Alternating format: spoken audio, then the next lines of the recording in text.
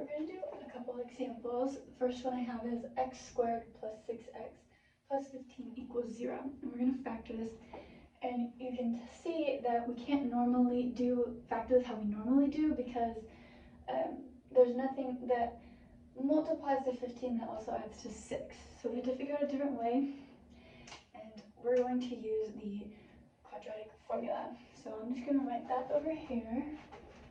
X equals negative b plus or minus the square root of b squared minus 4 times a times c all over 2 times a. Okay, so to start, I like to just label my a, b, and c. And where I'm getting the a, b, and c is from the formula a squared plus, sorry, not a squared, ax squared plus bx plus c. Okay, so this is where I'm getting my a, b, and c. So you can see this is a, b, c. Okay, so a is equal to 1 because there's an understood 1 here. B is 6 and c is 15. Okay, so now I'm just going to start plugging into my equation. So we have x equals negative b, so negative 6 plus or minus the square root of 6 squared minus 4 times a 1 times c 15 all over 2 times 1. Okay, so then what I like to do is just simplify what's in the radical first before I, don't just plug the whole thing in. So we have x equals negative 6 plus or minus the square root over 2. You can go ahead and simplify that 2 times 1 because it's just 2. So when we simplify what's inside, we get negative 24. Okay, so normally you could just plug this in and it'd be fine, but we have this negative here, so we can't just plug it in because you can't find the square root of a negative number. So this is where imaginary numbers come into play. So what we're going to do is we leave it as x equals negative 6 plus or minus over 2.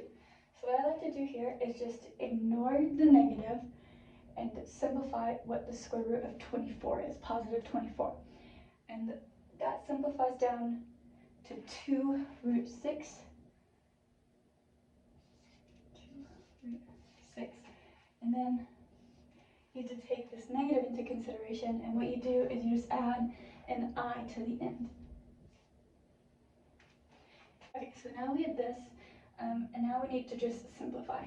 So x equals negative 6 divided by 2 is negative 3 plus or minus 2 divided by 2 is 1, so it just goes away. So you're left with the square root of 6i. And that's your answer. And please take note that this I is not under the radical sign. Okay, so we're going to do one more example. So now we're going to do x squared minus 2x plus 10 equals 0. Okay, and again, I'm going to write down the formula just so you can see it. Okay, so again, first I'm just going to write down what my a, b, and c are so we can keep them straight. So a equals 1, again, because there's an understood 1 here. B equals negative 2, and c equals 10. Okay, so now we're just going to start plugging it into the equation. So x equals, okay, so I want to note it's negative b, but since b is already negative, it's going to be a positive 2 because the negatives cancel each other. So 2 plus or minus the square root. Okay, and then we have another b here, but this one is negative, so you need to make sure that you put it in parentheses if you're squaring it, because especially if you're plugging it into the calculator, because if you don't put parentheses around this negative 2 squared in the calculator, then it's going to give you a wrong answer. So make sure you put parentheses around it, and then minus 4 times a times c all over 2 times c. Okay, so then again, we're just going to simplify what's in the radical. So we have x equals 2 plus or minus the square root of negative 36 over 2. Okay, so again, we have this negative in the radical, so just ignore the negative and take the square root of 36. So x equals 2 plus or minus 6. Then take your negative into consideration, add your I over 2. Okay, so then now we have to simplify. So x equals 2 divided by 2 is 1, so 1 plus or minus 6 divided by 2